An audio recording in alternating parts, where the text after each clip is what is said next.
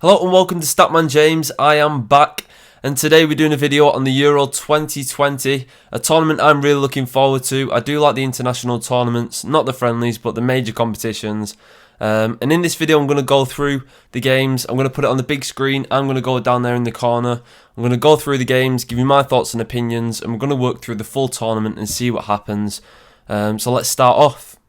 Now this layout's on the UEFA Euro 2020 website. You can also get the app. So if you want to go and complete this wall chart yourself, I'll leave the link in the description down below. And we'll start off with Group A. So we've got Italy, Switzerland, Turkey and Wales. Now I expect Italy to top the group. They've got a lot of young, hungry players, the next generation of Italian football, which Mancini's wanted to implement since joining and coaching the national team. Switzerland, who've they got Xhaka, Embolo, Shaqiri. They could cause problems.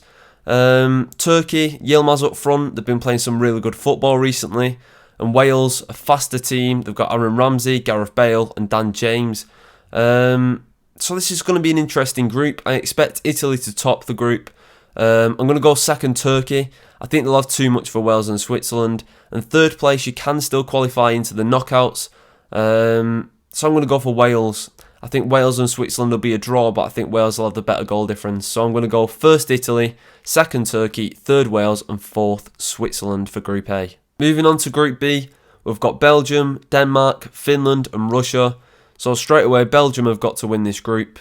They've got to win this group. The likes of De Bruyne, Hazard, Lukaku or the Alderweireld, Courtois, they've got to be too much for any of these other three teams. I'm going to go for Denmark second. I think Denmark could be an underdog in this tournament. They could definitely get to the quarterfinals, so they're going in second place. Third, Russia. I'm going to go for Russia. They had a really good World Cup 2018 and they could get through in the third place places. But yeah, I'm going to go for third Russia and then fourth Finland. I do think Finland are underrated, but to compete at this level, it's just going to be too much for them. So I'm going to go for first Belgium, second Denmark, third Russia, fourth Finland. Now moving on to Group C. Now this is a really interesting group. We've got Austria, Netherlands, North Macedonia and Ukraine. Now most people of course are going to go for Netherlands to win the group. But Netherlands are really inconsistent and I don't rate them too much. Straight away there we could put North Macedonia fourth. 2,000 to 1, the underdog of underdogs. I don't think they've got a chance. Although they did beat Germany in a friendly not too long ago. But they're in fourth place, they're out of the discussion. Austria, they've got Alaba, Sabitzer. I don't know if they're going to do too much damage. Ukraine, Malinowski's had a great season with Atalanta. They've got Zinchenko. I'm going to go for Netherlands to win the group. I'm going to back them to win this group, but I would not be surprised at all if Ukraine win the group. I'm going to go first Netherlands, second Ukraine, third Austria, fourth North Macedonia. Now the fourth group in the tournament is Group D. England, which is my country, with Croatia, Czech Republic and Scotland. Now for England, this is a really interesting group. Croatia, a team that knocked them out in the 2018 World Cup in the semi-finals. Czech Republic, that beat them in the Euro qualifiers not too long ago. And of course a massive rivalry with Scotland anyway. So each game means something to England. And the opening game of the group, England against Croatia. England need to win that game. And I think if they win that game, they will top the group. And I do think they'll win that game. So I'm going to go for first England. Second place, you know what? I'm tempted to put Czech Republic second. Now, everyone's going to be screaming Croatia. I'm going to go second Croatia, but don't be surprised if Czech Republic gets second place. I'm going to go third Czech Republic, fourth Scotland. Now, Scotland, as an underdog, I would like to see them do well. But I just think this group's too tough for them. England and Croatia, Czech Republic, yeah, Scotland fourth. England first, second Croatia, third Czech Republic and fourth Scotland. The next group, Group E, you've got Poland, Spain, Sweden, Slovakia. Now this group would have been even more interesting if Zlatan Ibrahimovic had been going. You'd have had Sweden with Zlatan, Poland with Lewandowski and Spain with just an all-round good side anyway. And even saying that, it just discards Slovakia. I'm going to go Slovakia fourth. They've got Hamsic and Skriniar, but this group's going to be too tough for them. So I'm going to go fourth Slovakia. I will say Spain in first place. But, you know, again, Spain, they've been really inconsistent recently. They beat Germany 6-0, but then they drew with Georgia 1-1. They drew with Greece 1-1. I'm going to go Spain first. second Poland, third Sweden. I just think Sweden are lacking without Zlatan. They've got Lindelof, Larsson, not too much around that, Alexander Isak. I think all round Poland are the better side of the two, so I'm going to go first Spain, second Poland, third Sweden and fourth Slovakia. Now Group F, the big boy group, the one that everyone's going to want to watch. France, Germany, Hungary and Portugal. Now this group is so strong. You always get a group of death and this is definitely it. Where do I start with this? I mean, France won the World Cup 2018 obviously. Portugal won the last Euros. Germany, a European giant, but they've been out of place recently. And Hungary, well, I do worry for Hungary in this group. Straight away, I think you can put Hungary fourth. There's not too much to be said about that. Third place, I'm going to go for Germany. I'm going to go for Germany on the fact that I think they will beat Hungary. I think they'll lose to France. It's tough with Portugal and Germany because it wouldn't surprise me if Germany gets second and surprise a couple of people. No, I'm going to go for Germany third. I'm going to go for Portugal second and France first. Just on the basis that I think France all round are too strong with the likes of Kante, Griezmann, Pogba and Mbappe. Defensively strong as a unit with Umtiti, Varane. And then of course again second Portugal have got Ronaldo, Bernardo Silva, Bruno Fernandes. I think that passion will get them over the line and in front of Germany. So like I said, France first, second Portugal, third Germany, fourth Hungary. So next up, we've got to determine the 4 best third place teams. I'm going to go for Germany straight away. I think they'll beat Hungary comfortably, and I think they can take a draw out of Portugal. So 3 or 4 points to see them qualify through the third place seeds. Next, I'm going to go for Czech Republic. I think they beat Scotland, and they can take a draw from Croatia or England on the day. I'm also going to go for Austria because they beat Macedonia. And again, they could get something from Netherlands and Ukraine. And the last one is tough. Wales, Russia, Sweden. I think Russia might draw with Finland, which would lead them with 1 point. Wales, again, I think they'll finish with 1 point after drawing with Switzerland. So I'm going to go for Sweden. I think Sweden will beat Slovakia, and they can also take a draw from Poland. So my 4 best third place teams are going to be Austria, Czech Republic, Sweden and Germany. So as we head into the knockout rounds, the first matchup would be Belgium as they take on third place seed Germany. And going back 8 to 10 years ago, I'd have said Germany comfortably win this game, and it shows about where the two nations are at the moment.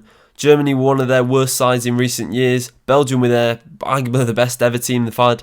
And I do fancy Belgium to win this game. I'd go 2-1 Belgium. The next tie would be Italy as they take on Ukraine. I don't think Italy would have too many problems in this game. 2-0 Italy. France and Austria in the third knockout game. I go France 3-0.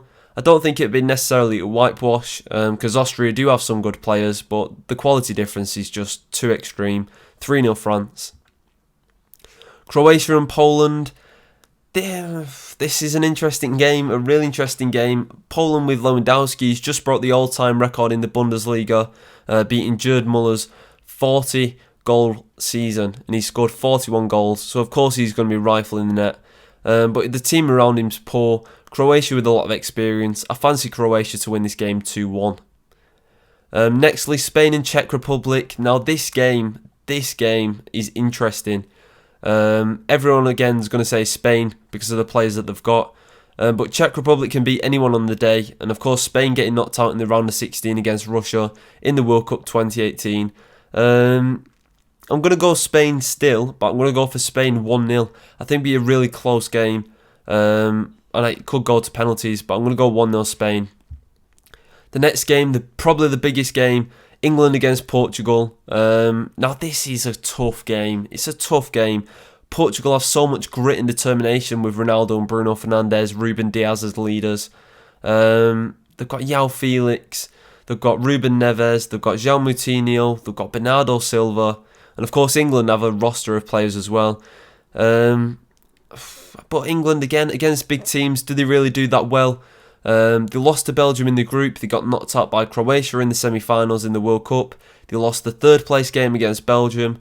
And England don't really seem to perform against the big teams. And although I am English and I'd love England to go through, I'm going to go for an upset. And I'm going to say Portugal knock England out in the round of 16.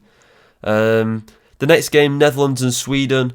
Again, the Netherlands, there's not that much of a quality gap between these two teams, but I do think Netherlands win this game.